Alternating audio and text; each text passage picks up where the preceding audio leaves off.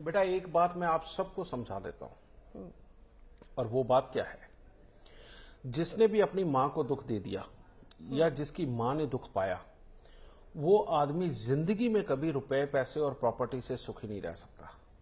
और अगर कहीं उसने थोड़ी देर के लिए प्रॉपर्टी पैसा कमा भी लिया तो उसने मिट्टी में मिलना ही मिलना है। ये बात कभी मत भूलना। इसलिए मां से कभी मत बिगाड़ो। बाप से, जिसने अपने बाप को दुख दिया, समझिए, उनके खिलाफ गया, उनके साथ विचार नहीं मिले और उनको भला बुरा बोला, वो अपने काम के अंदर कभी भी स्टेबल नहीं हो सकता और उसको शारीरिक कष्ट जरूर आने। अगर शारीरिक कष्ट नहीं आए तो उसका बेटा नालायक निकलेगा। ये हालात होने ही होने हैं। और जिसने अपने भाइयों के साथ बिगाड़ी, भाइयों के साथ मार पिटाई करी, उनके सर फाड़े, बेटा वो इंसान को कंफर्म बात है कि खून की या तो कोई ना कोई बहुत घातक बीमारी या आंखों की रोशनी की कमी और बाद में अपने घर के अंदर कलेश के हालात और गरीबी की बुढ़ापे में जिंदगी, ये उसको नसीब होनी ही होनी है जी। समझ गए। फिर जिसने अपनी बीवी को प्रताड़ित किया, अपने जीवन साथी को के साथ बेवफाई करी, समझ गए, वो आदमी जगह जगह का रोगी होके जाता है। और वो दुनिया को दिखावे के लिए भले कह दे कि परमात्मा मेरे साथ क्यों ऐसा कर रहा है, लेकिन उसको खुद को पता होता कि मैंने ऐसे कर्म क्या किए हैं जिसके कारण अब मैं रोगी होके जा रहा हूं। समझ गए।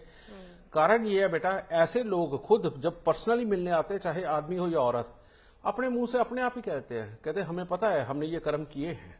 क्योंकि जब उनको पूछते हो ऐसे हालात हुए थे, वो कहते हैं हाँ ऐसे हुए थे और हमें पता है परमात्मा इसी चीज की सजा हमें दे रहा है। बिल्कुल। समझ गए। जो भी इंसान धोखा देता है, खास तौर पे चाचा या ताऊ को, समझ गए, वो इंसान पहले बेशक फ्लरिश कर जाए, लेकिन सारी जिंदगी उसकी लड़ाई झगड़े क्लेश कोर्ट कचहरी दवाइयों के दौर इसी में जाती है।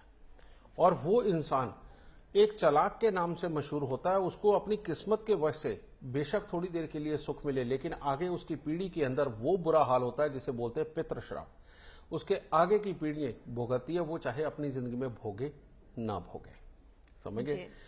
इसी तरह से बेटा मैं तुम्हें एक बात बताता हूं, और बुध, जो इंसान अपनी बहनों को खुश नहीं रखता, समझे, जो इंसान अपनी बहनों को खास तौर पे बोलना इसलिए छोड़ देता कि उनको देना पड़ेगा, उनका करना पड़ेगा, समझे बेटा, वो इंसान जितना मर्जी दुनिया का समझदार हो, वो एक बात बोलता है कि मैंने उसको बनाया, मैंने उसको बनाया, उसके लिए इतना कुछ किया, मैंने अकल दी, वो बन गया।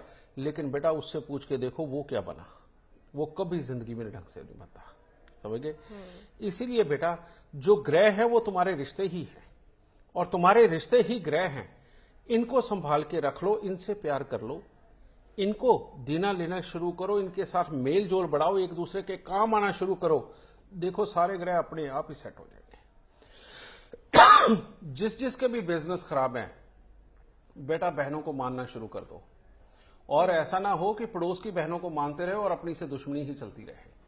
इसीलिए बेटा अपने खून के जो ताल्लुकदार है, भले उनके साथ कहां तक की लड़ाई हो, उनको मना लो, खुद पहल करके मना लो, अपनी ईगो को छोड़ो परा। समझ गए।